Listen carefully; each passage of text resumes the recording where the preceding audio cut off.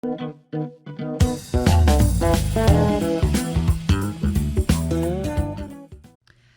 hello! Meu nome é Tami Ferro e hoje eu vou ser anfitriã desse bate-papo, desse podcast super especial com dois advogados da Gouveia dos Reis Advogados, escritório há mais de 60 anos no mercado. Eu tenho aqui comigo o Dr. Murilo. Dr. Murilo Gouveia dos Reis, ele é advogado especialista em ajudar empresas a resolver conflitos e também a crescer de maneira preventiva. E tenho comigo o Dr. Mauro Moraes, advogado trabalhista. Hoje, o tema que nós trouxemos para tentar desmistificar e explicar um pouco mais para vocês é algo que foi falado muito aí no final de 2022, início de 2023, que pegou aí o empresariado, não sei se de surpresa, mas no mínimo, opa, o que está acontecendo? Que é o tema, não pode demitir no Brasil. A mídia aflorou bastante esse tema e muitas pessoas começaram a se questionar. O que é isso? Como funciona? É verdade? Não é? Então, hoje a nossa intenção aqui é explicar a legalidade disso, o quanto isso está aplicado ou não e como vai funcionar daqui para frente. Eu acho que, primeiro de tudo, vou trazer aqui para o Dr. Mauro a pergunta. O que é, né, que a gente teve essa informação OIT 158, para nós leigos, nem sabemos o que significa. Dr. Mauro, sobre o que fala e qual o impacto disso? Bom dia, Tamires, bom dia, Murilo, bom dia, boa tarde, boa noite, enfim, para todo mundo que vai nos assistir, independente da hora. É um assunto um pouco denso, na realidade, né, tecnicamente falando, mas se nós formos traduzir, ele importa para todo mundo. Isso não só para o empresário, mas também para o trabalhador, para a sociedade como um todo. Por quê? Esse assunto, na verdade, ele está desde 1982 em voga, tá? Ele só ficou em stand-by, porque, na realidade, teve um tratado internacional, tá? Firmado em Genebra, enfim, que determinou, de certa forma, a proibição da demissão dos trabalhadores sem uma justa causa, sem uma causa plausível para as empresas, tá? O Brasil, na realidade, ele ratificou isso desde 92 e desde 96 ele passou a vigorar no Brasil. Só que no mesmo ano, em 1996, também por um decreto presidencial, ele suspendeu toda a vigência dele, porque se entendeu que ele não valia, tá? Então, agora, por que tomou forma isso na mídia de 2022 para 2023? Porque o STF ele precisa julgar as causas, teoricamente, em até 3 meses. O que estava em stand-by foi trazido para a pauta de novo, para que a gente possa entender um pouco mais das causas que vão ser julgadas no STF. Tá? Então, de forma bem resumida, pode demitir no Brasil? A gente não sabe ainda, o STF é que vai decidir isso. Então, é um assunto denso, um assunto de 1982 que foi trazido para a pauta agora, e a gente vai saber se vai poder demitir sem justa causa no Brasil ou não, depois desse julgamento do STF.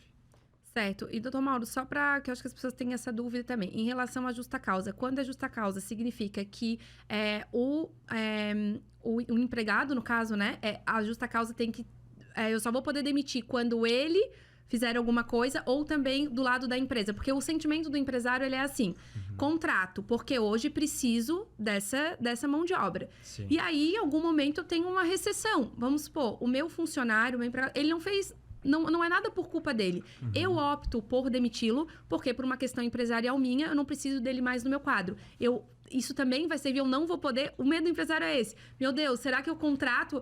Então eu vou só vou fazer PJ com PJ. Porque a hora que eu precisar demitir ele, eu não vou poder. Esse é o sentimento. Essa é a maior preocupação do empresário e também de nós advogados como assessoria jurídica das empresas, né? Mas, na realidade, não é só uma falta grave do empregado que vai ensejar a demissão, tá? A própria convenção, ela traz normas que ela basicamente autoriza que as instituições e entidades, leia-se no Brasil, sindicatos, possam criar regras para que essas demissões ocorram, tá? Então, a própria convenção 158 da OIT, ela diz que existem justificativas plausíveis não só para falta grave, mas também fatores econômicos da própria empresa. Então, assim, o empresário ele não precisa necessariamente se preocupar se o empregado ele está infringindo alguma norma interna da empresa, mas também por fatores econômicos pode haver a possibilidade da demissão por justa causa, ou seja, é uma justificativa plausível, não necessariamente estritamente vinculada ao comportamento do empregado. Isso é ótimo, acho que tira uma dúvida bem grande, claro, né? Ainda não está efetivamente valendo, mas quando ficar valendo, porque eu acho que o medo do empresário é esse, então, obrigada, doutor Mauro. Agora aqui com o doutor Murilo. Murilo, nos conta um pouco sobre a atual situação desse assunto dentro do STF. Como está tramitando isso lá? Qual o cenário da votação, de aprovação ou não? Bom dia, Tamires, bom dia, Mauro, muito obrigado pela oportunidade. Como o Mauro falou, o assunto ele é complexo, parece ser fácil, complexo. Estamos falando de uma legislação internacional de 22 artigos. Né? Não é nada esdrúxulo. E antes de ser antes de ser internalizado no Brasil, já era uma recomendação há mais de 15 anos para que se fizesse isso. Tanto que o Brasil já tem condições de estabilidade. Para tu demitir o empregado, tu é obrigado a passar 40% para ele de multa de FGTS. Então, já há aí barreiras para demissão. 90% do que essa convenção da OIT, que era uma recomendação, virou convenção, pede, o Brasil já faz. Então, não acredito que vá mudar assim da água para o vinho. E essa convenção, o que ela fala, e já vamos chegar no STF. Como o Mauro falou, ela não proíbe a demissão. Ela cria critérios para. E, na realidade, na maioria dos casos, Tami, toda vez que você demite um empregado, você faz que tem critérios para isso. Não é a troco, você acordou hoje, mau humor, e de alguma maneira vai demitir alguém. Não, ou é problema financeiro da empresa, ou é estruturação da empresa, ou é atitudes do empregado que ele tomou. Então, essa convenção, ela sugere, ela é programática, ela sugere o que fazer, né? E está há 25 anos parado no STF com vistos para ministros. Agora, em dezembro do ano passado, a ministra Rosa Weber, presidente, mudou o regimento interno do Tribunal Superior do STF, e ela falou o seguinte: em 90 dias, não são 3 meses, são 90 dias úteis. Então, não vamos falar em agosto, né? Até agosto, e provavelmente vai ser em agosto, porque já temos a pauta de de fevereiro a junho, e não está previsto esse julgamento. E eu tive no STF na quarta-feira da semana passada, no gabinete do Gilmar Mendes, quem está com a vista de processo isso hoje, então ele deve ser julgado. Então o que eles vão julgar ali? O que eles podem julgar? O placar hoje ele tá perdido, vamos falar assim, né? Porque tem ali nós estamos discutindo se é constitucional ou não ter desvalidado a convenção. A convenção para validação internacional, para internalizar no Brasil, tem que ter um decreto presidencial e o Congresso tem que validar. E para tirar do Brasil, o presidente fez um decreto, mas não validou no Congresso. Essa é a discussão. Mesmo que o STF julgue que o decreto do presidente, à época, FHC, é inconstitucional, quer dizer, não valeu riscar a convenção, mesmo que ele fale disso, é obrigado a voltar para o Congresso para legislar, para criar uma lei. Então, não estamos falando de estabilidade de emprego, de empregados a partir do julgamento do STF. Né? Hoje o placar aí, eu tenho a maioria dos votos, tem 3 ministros que ainda não votaram, mas mesmo que esses 3 votem, eu precisaria de mais 2 reformular o voto para a gente entender que foi válido, né? Aquilo que o FHC fez, dizendo que não vale para o Brasil a Convenção 158. Então eu preciso esperar esse julgamento, que deve ser em agosto, e provavelmente o placar deve ser esse, deve dar como inconstitucional aquele decreto, porque faltou ali uma parte desse decreto, realmente, de passar pelo Congresso, mas vão encaminhar para o Congresso para que eles façam uma lei específica. De novo, 90% do que pede a convenção da OIT já está feita, já tem lei sobre isso. Então vamos complementar alguma lei, né? Obviamente que essa convenção ela fala que o lugar para julgar as dúvidas é nos tribunais, né? E cada país tem um tipo de tribunal, arbitral, aqui é justiça do trabalho, que vai julgar. E aí é nesse ponto que é o perigo. Né? Eu não acho que cria estabilidade, o Congresso vai acabar votando, isso que é natural que vote, se não 1 ano, 2, enfim, vai ter essa legislação e vamos ver o tamanho dela, mas aí abre uma brecha para o juiz do trabalho julgar. Porque você demite, eu vou lá, faço a demissão da Tami, crio uma argumentação, e aí é bom o advogado fazer isso, tem que ter uma argumentação para a demissão, isso é que é diferente, entendeu? Detalhado para depois eu não ter um problema trabalhista ali na frente. Exatamente. Me resguardo, sou preventivo. Exatamente. O que pode ter, o juiz do trabalho vai julgar se o que tu falou para cada demissão vale ou não vale. E a Convenção 158, ela já cria algumas dificuldades, né? Dependendo da lei que vier, mas enfim, a pessoa com doença não pode, a pessoa que está grávida não pode, tem algumas coisas que realmente criam dificuldade. Se tu vai demitir em massa, tu tens que fazer uma conversa com o teu sindicato. Então, no frigir dos ovos, tem uma caminhada para ser feita. Acho que se eu puder resumir esse assunto e dar uma recomendação nesse ponto, depois do julgamento, e que ainda vai acontecer, tem um capítulo dessa história pela frente, né? É o seguinte, é que as partes se aproximem através de negociação coletiva, né? Porque os instrumentos coletivos no Brasil, convenção e acordo, resolvem muita coisa. Acho que são pouco utilizados ainda, né? Ou muito resumidamente, muito tímidos, o que se coloca nessas convenções e acordos. E acho que ali é uma forma, um lugar bom para articular esse direito, negociar, conversar, combinar como é que vão ser as demissões nas categorias, né, efetivamente. Eu acho que... Mas envolve sindicato, no caso. Sim, os sindicatos têm que sentar, né? Empresas, sindicatos trabalhadores, sindicato patrão empregado, né? Que voltam a ter vida esse ano novamente. Essa legislação deve mudar, deve voltar as contribuições de algum nome que ela vai tomar esse ano novo, mas deve voltar a vir dos sindicatos. E no STF, para finalizar, também, temos 2 ações tramitando, não é uma. Todo mundo fala de uma só, tal, que é a 1625 da CUT, mas eu tenho outra, que é a DC 39, da Confederação Nacional do Comércio, da CNC, que discute que é constitucional o decreto. Né? Então, assim, está valendo, efetivamente. Né? Então, essa discussão, acho que ainda ela vai longe, eu preciso pensar um pouco mais. E no STF, nós temos agora passando uma crise, né? Uma crise de como é que se julga. Né? No direito, tem uma coisa chamada coisa julgada. Né? O que é coisa julgada é que o que o juiz decidiu vale para sempre. Isso está na Constituição. O STF, recentemente, semana passada, eu estava lá, na quarta-feira à tarde, julgou 2 casos específicos lá, dizendo que não vale, pode ser repensado. Nesse momento está esse assunto na mesa.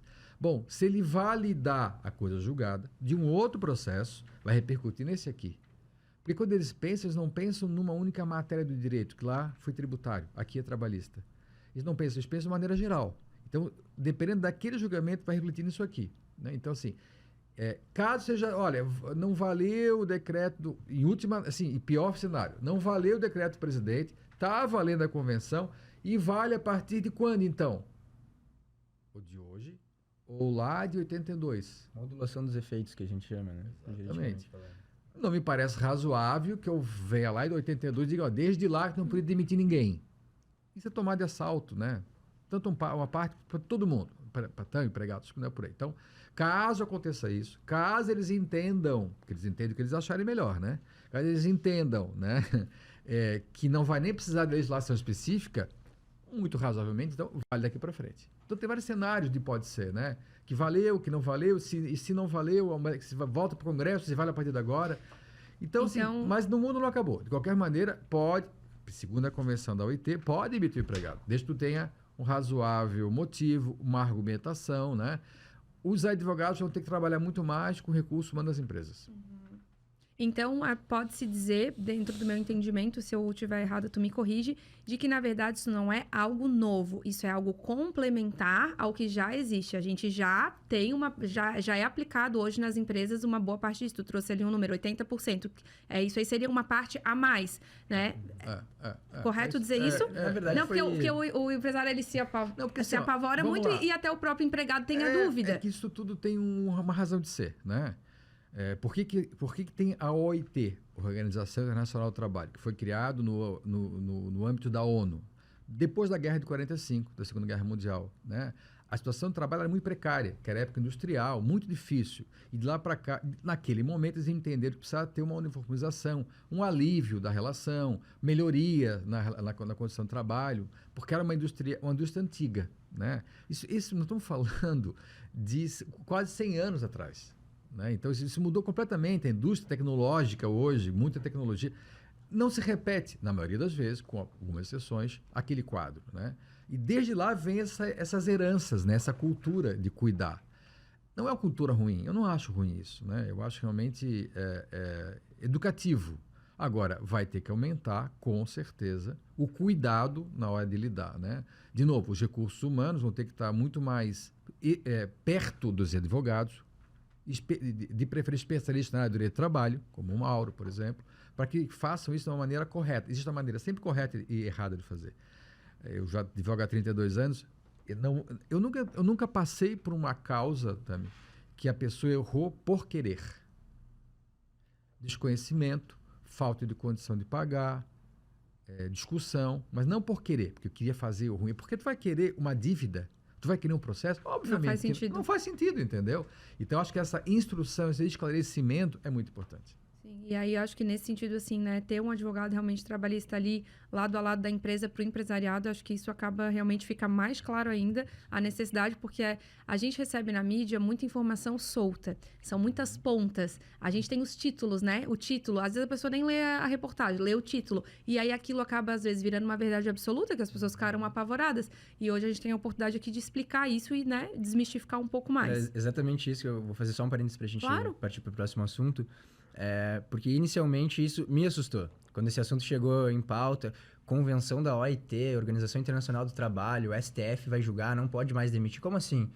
E o telefone tocando, o e-mail chegando, os empresários perguntando o que está acontecendo, a gente não vai poder mais demitir, enfim.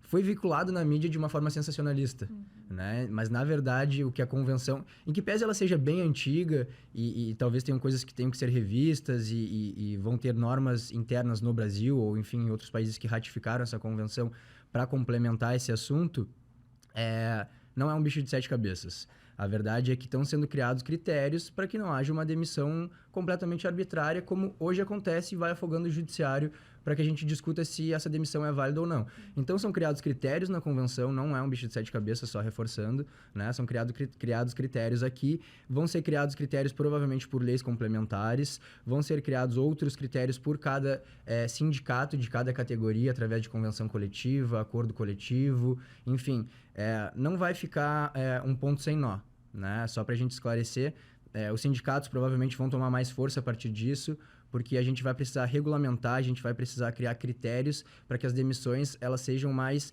explicadas, né? Não só para o empresário, mas também para o trabalhador, para que todo mundo entenda como funcionam as relações de trabalho e quais são as possibilidades de haver uma demissão. A verdade é essa. Tá. Mauro, e reforçando isso, assim, então vamos conversar, vamos falar com o empresário, assim, nesse momento. Como que o empresário pode se preparar para esse novo cenário? Qual é o melhor quadro aí para a empresa dele, para ele estar pronto para quando isso... A resposta, na minha cabeça, ela é bem objetiva, se aproximando do sindicato. Tá? Da categoria dele, de onde o negócio dele está colocado. Não ficar, eu estou vivendo aqui, o sindicato lá, não sei nem o que está acontecendo. Vamos pegar aí um exemplo do sindicato da fiação e tecelagem da região de Itajaí.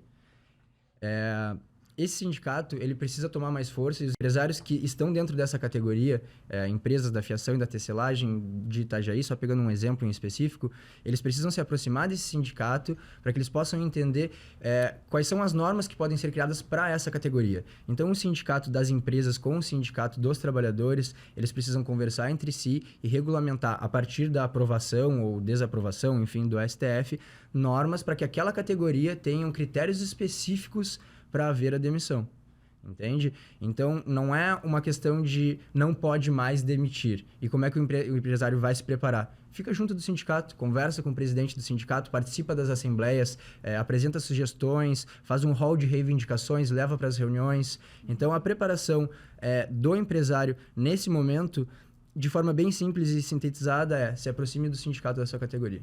Basicamente nesse sentido. Certo.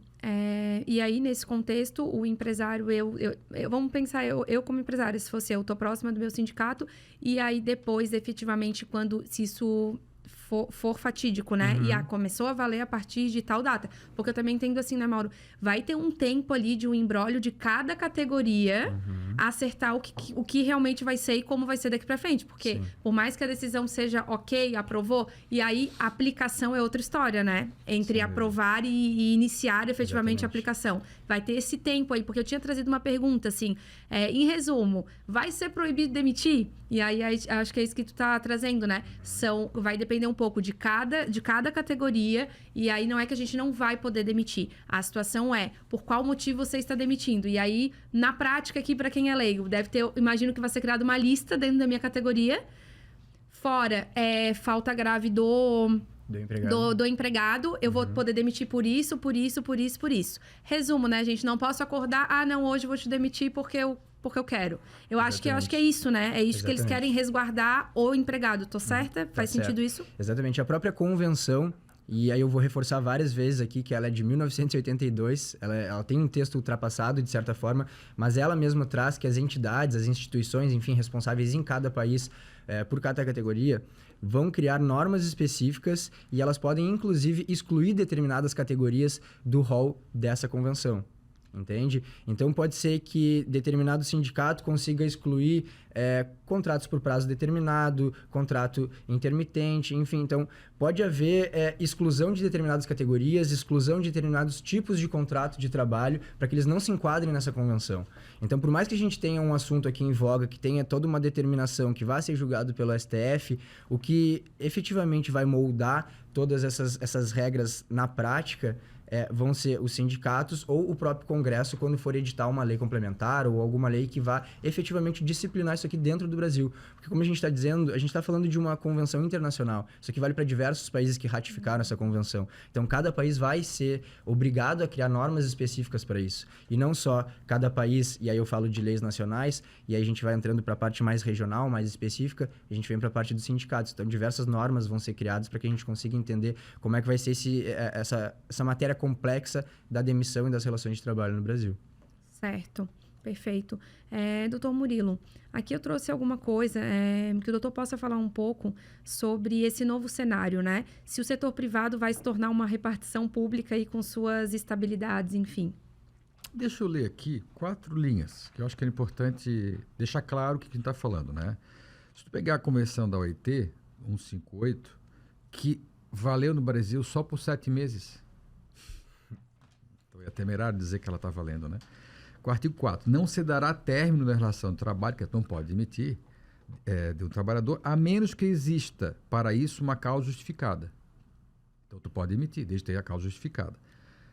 Relacionada com capacidade ou seu comportamento da pessoa, dele, ou baseada na necessidade de funcionamento da empresa, estabelecimento ou serviço. Então, eu tenho que analisar. Eu tenho que ter metas para ele, se ele não alcançou a meta por alguma coisa, ou se ele não vai trabalhar, ou chega todo dia à tarde, não tem absenteísmo. Essa é uma análise que vai ser feita da pessoa, intrínseca. E outra coisa extrínseca é a necessidade da empresa, né? A empresa pode ter que fechar uma sede, pode ter que mudar de lugar. Questões financeiras, econômicas. Exatamente, entendeu? Então, o que me parece muito claro é que precisa, na maioria das vezes, salvo exceções, melhorar a forma da demissão. Isso tem que ter um ritual um pouquinho mais formal. Ou bem vai ter antes da demissão, ou bem vai ter depois de uma ação trabalhista. Então, acho que isso é uma coisa importante de ver. De novo, a gente não sabe se isso vale a partir de agosto ou não, porque agosto volta a julgamento, mas outro ministro pode pegar vistas. E aí mais 90 dias. Então, não é o desespero de que agosto tem estabilidade de emprego. Não é isso, absolutamente não é isso. Eu não sei se acaba o julgamento. O Gilmar Mendes tem que devolver para julgar em agosto. Mas o André Mendonça, o Cássio Nunes, pode pedir vista. Se cada um deles pedir vista, estamos falando já de maio, final do ano. Não, em 2024. Sim, claro. São 90 dias úteis. Entendeu? Então, não é uma coisa para esse ano. Mas acho importante, né, desde já, como o Mauro já falou, se aproximar dos sindicatos, os patrões e empregados de uma forma. E dos seus advogados trabalhistas. Né? E estabelecer ali já uma conversa sobre esse assunto. Né? Acho que já vai estabelecendo... Tira a cortina, tira o pano, né? Não deixa o negócio ali... o assunto, vai entender para a tua categoria, como que vai ser... Tal, né? Isso não tem nada a ver com não demitir. Tem coisas que você pode criar critérios melhores. E aí, eu acho que tem coisas diferentes. Eu estou falando de uma grande empresa, né? Lojas Americanas, por exemplo, no caso que todo mundo está vendo, né? Que é uma grande empresa, e a padaria do seu Zé, que tem 2 empregados. Obviamente que vão precisar tratar esses diferentes de maneira diferente. Não vai ter como criar uma lista, a lista de regras essa, e vai se aplicar a todas as categorias e todas as dimensões empresariais. Exatamente, não tem como. No final da história, o que a gente está querendo fazer? Aumentar os postos de trabalho. Não diminuir, demitindo e aumentar. E o Brasil é muito ruim nisso aí, porque a legislação brasileira, ela não flexibiliza, e flexibilizar não é tirar direito, é introduzir. Quando criaram a estabilidade da mulher grávida, é bom, é justo, é bom, mas criou dificuldade para arrumar emprego. Concordo totalmente. Então, eu precisava, então, ter aí um emprego diferente para o recém-formado, uma forma mais barata de ele entrar na empresa, uma forma mais barata de o acima de 60, que é difícil arrumar um trabalho. Então, assim, acho que assim, tem ali do 30 ao 55, tu até te inclui. Antes e depois é difícil incluir. Como é que inclui essas pessoas? Facilitando, diferenciando, esse daqui se eu posso contratar e não vai ter multa para demitir. Ok? Porque o contrato. Então, se toda vez que é difícil demitir, eu não contrato. Eu melhoro a contratação e automaticamente, se a pessoa tiver condição e tiver afim, expertise, uma série de condições, vai acabar ficando e tu cria um posto de trabalho. Quanto mais fácil for rescindir, mais fácil fica contratar. Então, isso eu acho que é fundamental o Brasil tratar. O Brasil tem poucos tipos de contrato de trabalho, né? A gente pode copiar a Espanha, a Suécia, a Finlândia. Então, precisamos copiar muita gente. Copiar não é fazer igual. Eu tenho que tropicalizar o assunto. Mas nós precisamos incluir. Tu diz que seria ter uma variação de Lógico. tipo de contrato de trabalho. Aumentar o cardápio. Porque exatamente. E aí Aumentar e eu acho que o empresário em si, ele já tem esse sentimento de que é burocrático. Eu uma vez aprendi, né? Eu sou formada em administração e uma vez um professor me falou uma coisa muito interessante sobre a burocracia. A burocracia, o brasileiro vê como um peso. Falou que é burocrático, mas a burocracia, ela é o que? Ela é a organização, ela é a coisa feita. Tem que ter um processo ali. É um pouco processual. E ela não é necessariamente ruim. A gente vê. E eu acho que o brasileiro, ele tem o mesmo... O empresário, ele tem o mesmo sentimento do contrato de trabalho. Ai, meu Deus, o contrato de trabalho. E como ele está trazendo, às vezes, é o engessamento dele, né, Murilo? E não tem muitas variações. E aí é isso. Às vezes o cara segura de contratar. E aí também quantas coisas tem por fora, né? E aí isso vai gerando um por fora, né? Isso para acabar, né? Burocracia com tecnologia acaba, né? O problema não é o ritual, o problema é quem faz virtual que é lento, na maioria das vezes, com exceção. Então, assim, a hora que tu informatizar a tecnologia, diminui os prazos, né? Aqui na Junta Comercial de Santa Catarina se faz uma empresa em 90 minutos. Né? Isso não é todos os estados que fazem isso, por exemplo, né? Então, assim, acho que isso vai resolver efetivamente, né? Todos esses problemas não perduram, virão outros, né? E na área trabalhista é muito complicado isso, porque é sensível, né? Trata de emprego, de sobrevivência das pessoas. Mas essa área é tão deixada de lado na maioria das vezes, ou não tratada com a devida seriedade, que nós não temos hoje um código do trabalho. Nós temos o Código Civil, o Código Penal, o Código Ambiental, o Código Consumidor, meu Deus, Código Tributário, mas eu não tenho Código de Direito do Trabalho, eu tenho uma consolidação. Tu juntou as leis, tudo não junta, e botou tudo num livro só.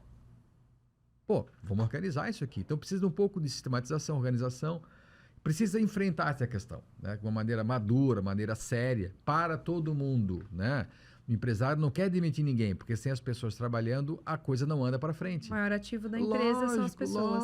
Lógico, entendeu? Então, há muita cultura, muita mal entendido, que precisa ser desmistificado, conversado, enfrentado com seriedade para caminhar para frente, né? A construção é a 4 mãos. Excelente. Respondendo a tua pergunta só, o Brasil vai virar uma repartição pública no setor privado? Não, não vai, tá? São critérios que estão sendo criados para que fique mais organizado. Então, não é mais burocracia, que nem tu estavas falando, é uma nova forma procedimental de regulamentar as relações de trabalho. O Brasil não vai virar uma repartição pública, não vai ter uma estabilidade, são critérios que vão ser criados e a mídia trouxe a notícia de uma forma sensacionalista, só para acalmar o empresário e, enfim, mais uma vez, não é um bicho de 7 cabeças, a gente está aqui justamente para traduzir e para auxiliar as empresas a criar esses procedimentos, a se aproximarem dos sindicatos, para que ocorra tudo da forma mais correta possível, tanto para os trabalhadores quanto para o empresário que se preocupa tanto com a engrenagem, né? E sempre trazendo o foco do menor ônus, né? Seja para um lado ou seja para o outro. Exatamente. Obrigada, doutor Murilo. Obrigada, doutor Eu Mauro. agradeço. Eu acho que não tão breve, como o doutor Murilo disse, no mínimo em agosto, que a gente vai ter aí, talvez, depende se não vai passar, né? Mais para frente. Mas eu acho que a gente pode aí deixar uma conversa ainda para esse ano, em algum momento, que com certeza, conforme vão tendo os desdobramentos, o empresário, até porque não também o funcionário, o empregado tem essa curiosidade, a gente volta aí numa outra data para falar mais do andamento disso. Tá bom? certeza. Muito obrigada. Obrigado. Agradeço. Obrigado a todos.